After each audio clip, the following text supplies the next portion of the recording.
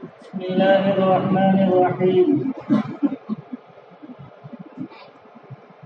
الحمد لله رب العالمين، والصلاة والسلام على سيد الأنبياء والمرسلين محمد وآله وأصحابه أجمعين. أما بعد، عن عائشة رضي الله تعالى عنها قالت: قال النبي صلى الله عليه وسلم: ما عمل آدمي من عمل يوم النهر أحب إلى الله من إراق الدم، فإنه ليأتي يوم القيامة بقرونها وأشعارها وأغلافها، وإن الدم ليقع من الله بمكان قبل أن يقع من الأرض تطير بها نفسا، أو كما قال رسول الله صلی اللہ علیہ وسلم. میرے محترم بزرگوں اور دوستوں اور عزیز اسلامی اور دینی بھائیوں، آپ حضرات کے سامنے ترمذی شریف کی حدیث نمبر 1392 تلاوت کی گئی ہے. دعا فرمائے اللہ رب العزت کچھ مفید باتیں کہنے کی توفیق عطا فرمائے. ذی الحجہ کا مبارک مہینہ چل رہا ہے.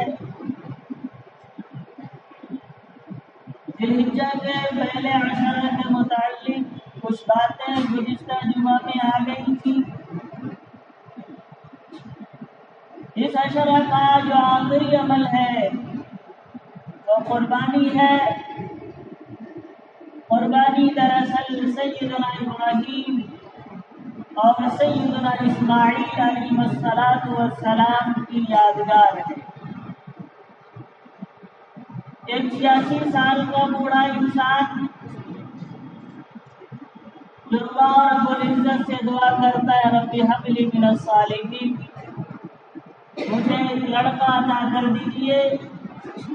86 سال کی عمر میں دعا کرتے ہوئے اللہ رب العزت نے بیٹا عنایت فرمایا. جب بچہ باپ کے ساتھ ہاتھ بٹانے کی عمر کا ہوا تو اللہ کی طرف سے حکم ہو گیا کہ میرے لیے میری راہ میں قربان کر دو. حضرت ابراہیم علیہ السلام نے تعبیر حکم ربانی میں اپنے دستے جگر نور نظر حضرت اسماعیل علیہ السلام کی گردن پر چھری پھیر دی، لیکن اللہ کی طرف سے حکم آ گیا تھا چھری تیرا کام کٹنا ہے مگر آج تیرا کام کاٹنا نہیں ہے. وہ چھری اسماعیل علیہ السلام کے گردن پہ نہ چلی. اللہ رب العزت نے جنت سے ایک میڑا بھیجا اور اس میڑے کو اللہ کی راہ میں حضرت ابراہیم علیہ السلام نے قربان کیا. یہ قربانی دراصل اسی قربانی کی یادگار ہے. یہ قربانی کس شخص کے اوپر فرض ہے؟ فقہائے کرام نے چند شرطیں بیان فرمائی ہے. پہلی شرط یہ بیان فرمائی کہ آزاد ہونا چاہیے. غلام کے اوپر قربانی فرض نہیں ہے، مسلمان ہونا چاہیے. اسی طریقے سے ایام قربانی میں مقیم ہونا چاہیے. ایام قربانی میں مسافر کے اوپر قربانی فرض نہیں ہے. چوتھی شرط یہ بیان فرمائی کہ ایام قربانی میں نصاب کے بقدر مال کا مالک ہو. آپ حضرات جانتے ہیں کہ سونے کا نصاب 7.5 تولہ سونا ہے، جو موجودہ اوزان کے اعتبار سے 87 گرام 480 ملی گرام بنتا ہے. چاندی کا نصاب 52.5 تولہ چاندی ہے، موجودہ وزن کے اعتبار سے 612 گرام 360 ملی گرام چاندی بنتی ہے. تو اگر کوئی شخص سونے کے نصاب کا مالک ہو یا چاندی کے نصاب کا مالک ہو، چاندی کے نصاب کے وقت اس کے پاس روپیہ پیسہ ہو، یا اسی طریقے سے ساز و سامان ہو جو اس کی اصلی ضرورتوں سے زائد ہے، تو ایسے شخص کے اوپر قربانی کرنا واجب ہے۔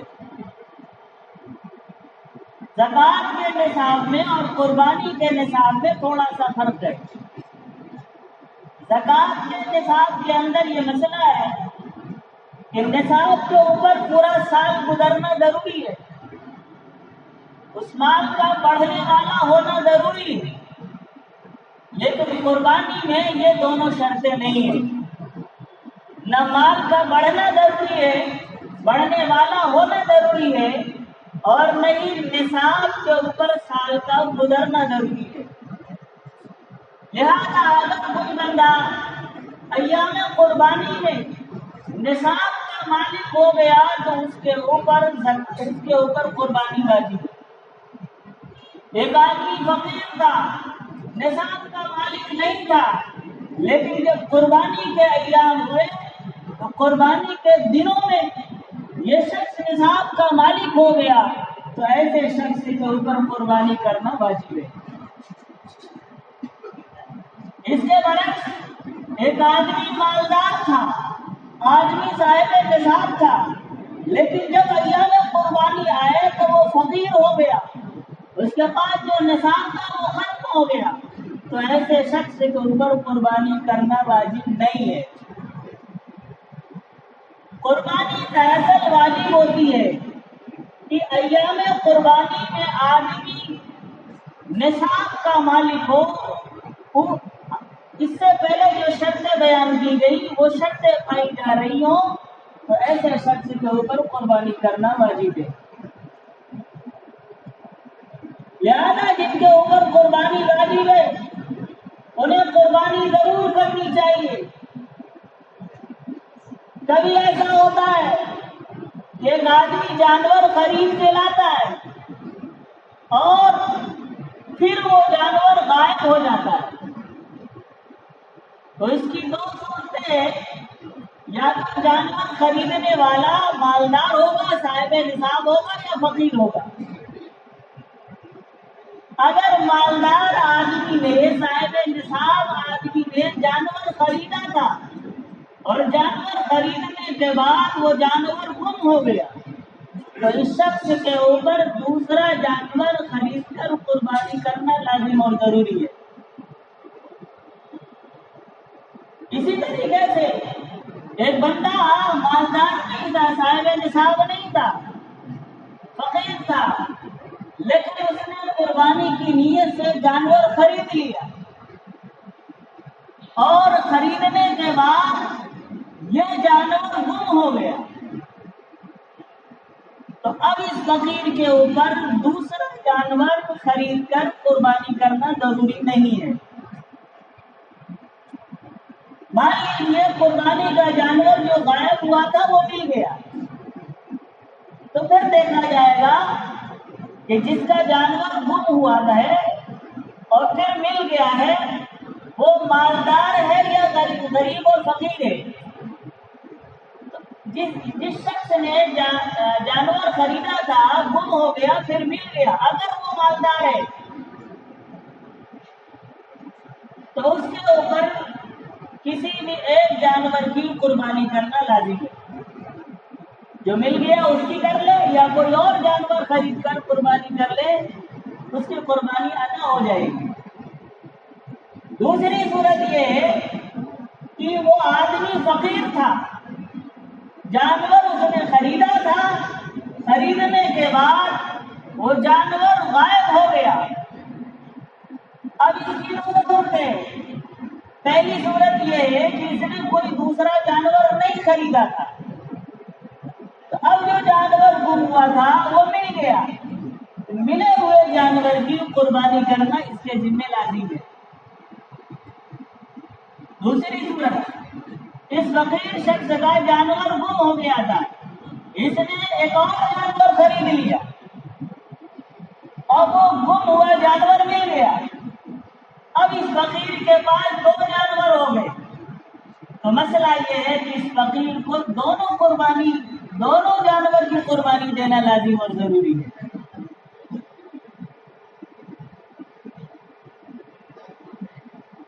ہم جانور خریدیں تو خیر کون سا جانور خریدیں، کس عمر کا جانور خریدیں؟ اگر ہم بکرا یا بکری خریدتے ہیں، دمبا یا بھیڑ خریدتے ہیں، تو اس کی عمر 1 سال ہونی چاہیے، 1 سال مکمل ہونی چاہیے۔ اگر 1-2 دن بھی کم ہے تو ایسے جانور کی قربانی جائز نہیں ہے۔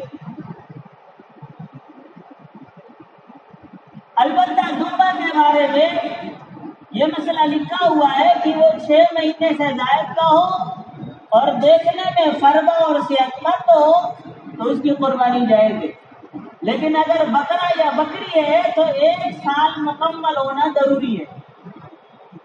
اسی طریقے سے کٹڑا یا بھینس خریدتے ہیں تو 2 سال مکمل ہونا ضروری ہے۔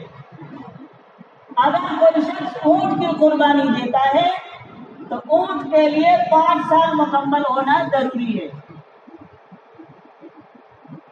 عام طور سے لوگ سال کے مکمل ہونے کو یہ سمجھتے ہیں کہ جانور دانتا ہے تو سال مکمل ہے، اگر دانتا نہیں ہے تو پھر سال مکمل نہیں ہے۔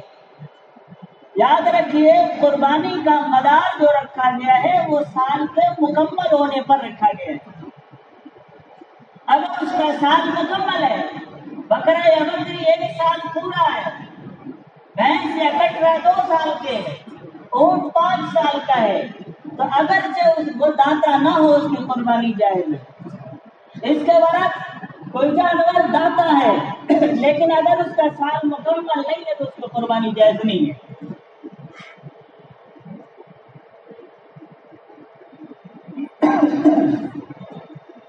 اسی طریقے سے عیبدار جانور کی قربانی جائز نہیں ہے۔ اگر کسی جانور کی سینگ اتنی ٹوٹ گئی کہ ٹوٹنے کا اثر دماغ تک پہنچ گیا، مثال کے طور پر سوراخ ہو گیا، ایسے جانور کی قربانی درست نہیں ہے۔ اگر کوئی جانور ایسا ہے کہ جس کی سینگ اوپر سے تھوڑی سی ٹوٹ گئی ہے یا اوپر کا خول نکل گیا ہے، ایسے جانور کی قربانی جائز ہے، کر سکتے ہیں۔ اسی طریقے سے اگر کوئی جانور ایسا ہے جس کی پیدائشی طور پر سینگ ہی نہیں ہے تو ایسے جانور کی قربانی جائز ہے، لیکن اگر کسی جانور کا کان نہ ہو پیدائشی طور پر تو اس کی قربانی جائز نہیں ہے۔ اگر کسی جانور کا کان تھوڑا بہت کٹا ہوا ہو تو اس کی قربانی جائز ہے، لیکن اگر کان کا اکثر حصہ کٹا ہوا ہو تو اس کی قربانی جائز نہیں ہے۔ اسی طریقے سے اگر کسی جانور کی آنکھ کی اکثر بینائی جا چکی ہو تو اس جانور کی قربانی جائز نہیں ہے۔ اگر کوئی جانور لنگڑا کر چلتا ہے اور اس طریقے سے چلتا ہے کہ 3 پاؤں تو اس کے زمین پر ہوتے ہیں اور چوتھا پاؤں بالکل زمین پر نہیں رکھتا ہے تو ایسے جانور کی قربانی جائز نہیں ہے۔ اگر تینوں پاؤں زمین پر رکھتا ہے اور چوتھا بھی تھوڑا بہت زمین پر رکھتا ہے تو ایسے جانور کی قربانی جائز ہے۔ اسی طریقے سے اگر کسی جانور کے دانت 1 یا 2 4 ٹوٹے ہوئے ہو تو اس کی قربانی جائز ہے، لیکن اگر اس کے اکثر دانت ٹوٹ گئے ہوں اور کھانے میں اس کو دشواری پیش آتی ہو تو ایسے جانور کی قربانی جائز نہیں ہے۔ اسی طریقے سے اگر کسی جانور کی زبان اکثر کٹ گئی ہو اور اس کو کھانے پینے میں دشواری ہو رہی ہے، وہ گھاس چر نہ پا رہا ہو تو ایسے جانور کی قربانی جائز نہیں ہے۔ بہرحال جب ہم جانور خریدیں تو صحیح سالم جانور خریدیں، عیبدار جانور نہ خریدیں، کیونکہ عیبدار جانور کی قربانی جائز نہیں ہے۔ ایک مسئلہ اور میں واضح کر دوں کہ کبھی ایسا ہوتا ہے کہ آدمی جانور صحیح سالم خرید کے لاتا ہے، لیکن جب قربانی کا وقت ہوتا ہے تو بادلے میں جانور اچھل کود کرتا ہے اور اس درمیان جانور عیبدار ہو جاتا ہے، تو اس وقت اگر جانور عیبدار ہو جائے تو عیبدار ہونے سے قربانی پر کوئی فرق نہیں پڑتا، ایسے جانور کی قربانی جائے گی۔ جب آدمی قربانی کرے تو بہتر یہ کہ آدمی خود اپنے ہاتھ سے قربانی کرے۔ اگر خود قربانی نہیں کر سکتا ہے تو دوسرے سے قربانی کرائے۔ کم سے کم یہ ہے کہ آدمی قربانی کے وقت وہاں موجود رہے، بہتر یہی ہے۔ جب قربانی کرنے والا جانور پر چھری پھیرتا ہے تو کبھی ایسا ہوتا ہے کہ ایک دو لوگ ساتھ میں چھری پر ہاتھ لگا دیتے ہیں، اور سب کے لیے بسم اللہ پڑھنا ضروری ہے۔ جتنے لوگ چھری پر ہاتھ لگا رکھے ہیں تعاون کر رہے ہیں، اگر ان میں سے کسی ایک نے بھی بسم اللہ نہیں پڑھی تو پھر قربانی جائز نہیں ہوگی، قربانی آپ کی ادا نہیں ہوگی۔ اس لیے ہر ایک کے لیے بسم اللہ پڑھنا لازم اور ضروری ہے۔ جب آپ قربانی کرنے کا ارادہ کریں تو اس سے پہلے چھری کو اچھی طرح تیز کر لیں تاکہ جانور جلد سے جلد ذبح ہو جائے۔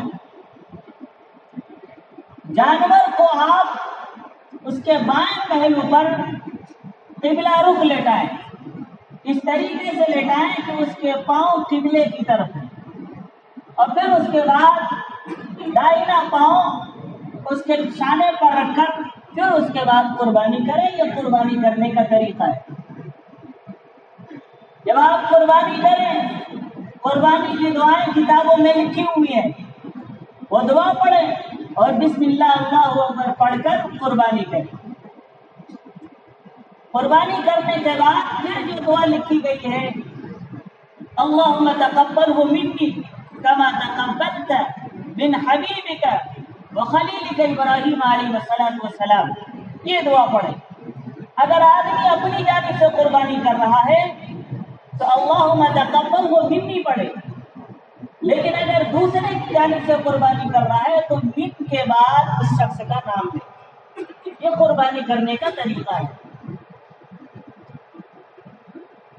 قربانی کے گوشت کو آدمی چاہے تو سب پورا کا پورا اپنے پاس رکھ سکتا ہے اور چاہے تو پورا کا پورا تقسیم کر سکتا ہے، لیکن مستحب یہ ہے کہ 3 حصہ کیا جائے، ایک حصہ غریبوں میں تقسیم کر دیا جائے، ایک حصہ رشتے داروں میں اور ایک حصہ اپنے پاس رکھے اور کھائے۔ تو بہرحال شریعت نے ایک ایک مسئلہ واضح طور پر بیان کر دیا ہے۔ وقت اتنا نہیں ہے کہ سارے مسائل کو تفصیل کے ساتھ بیان کیا جائے۔ جن کے اوپر قربانی لازم اور ضروری ہے انہیں ضرور کرنا چاہیے۔ بعض لوگ یہ سمجھتے ہیں کہ گھر کے کسی ایک فرد کی طرف سے قربانی کر دی جائے تو سب کی طرف سے قربانی ہو جاتی ہے، یہ غلط نظریہ ہے۔ بلکہ گھر کے جتنے افراد صاحب نصاب ہیں ہر ایک کے اوپر قربانی کر دے۔ باپ صاحب نصاب ہے تو باپ کے اوپر کر دے، ماں ہے تو ماں کے اوپر، بیوی ہے تو بیوی کے اوپر، حتیٰ کہ اولاد اگر صاحب نصاب ہے تو اس کے اوپر بھی قربانی واجب ہے۔ کبھی ایسا ہوتا ہے کہ ماں باپ اولاد کو رقم دے دیتے ہیں اور وہ اپنے اکاؤنٹ میں جمع کرتی رہتی ہے، اور یہاں تک پہنچ جاتی ہے کہ جس سے آدمی صاحب نصاب ہو جاتا ہے ایسے شخص کے اوپر قربانی کر دے۔ اگر ایسا شخص قربانی نہیں کرتا ہے تو رسول اکرم صلی اللہ علیہ وسلم نے فرمایا من وجد ساعة لأن يضحي فلم يضحي فلا يحضر مصلانا۔ رسول اکرم صلی اللہ علیہ وسلم اتنے ناراض ہے کہ آپ فرماتے ہیں کہ اگر کسی شخص کے اوپر قربانی فرض ہے اور وہ قربانی کر سکتا ہے، قربانی نہیں کرتا، تو ایسا شخص میری عیدگاہ کے قریب ہرگز نہ آئے۔ اللہ کے رسول صلی اللہ علیہ وسلم اتنے ناراض ہیں۔ قربانی کو خوشدلی کے ساتھ کیا جائے، اللہ کی رضا اور خوشنودی کو حاصل کرنے کے لیے کیا جائے، دکھاوے کے لیے نہ کیا جائے۔ اگر کوئی بندہ دکھاوے کے لیے قربانی کرتا ہے تو اس کے اوپر ایک پیسے کا ثواب نہیں ملے گا۔ بعض لوگ ہو سکتا ہے ان کی نیت اچھی ہو، مہنگے سے مہنگا جانور لاتے ہیں، اگر ان کی نیت اچھی ہے کہ ہمیں اللہ کو راضی کرنا ہے تو بہت اچھی بات ہے، لیکن اگر نیت یہ ہے کہ لوگ دیکھیں گے اور یہ سوچیں گے کہ کتنا اچھا جانور لایا ہے، بڑا شاندار جانور لایا ہے، اور پھر لوگوں کو دکھاتے پھر رہا ہے، بتاتے پھر رہا ہے میں تو اتنے کا جانور لایا، محلے میں سب سے اچھا جانور میرا ہے، یہ آدمی ریاکاری کر رہا ہے۔ اللہ اور اس کے رسول صلی اللہ علیہ وسلم کی نظر میں ایسے شخص کی قربانی کی کوئی اہمیت نہیں ہے۔ اللہ رب العزت ہمیں اور آپ کو کہنے سننے سے زیادہ عمل کرنے کی توفیق عطا فرمائے۔ وآخر دعوانا الحمدللہ رب العالمین۔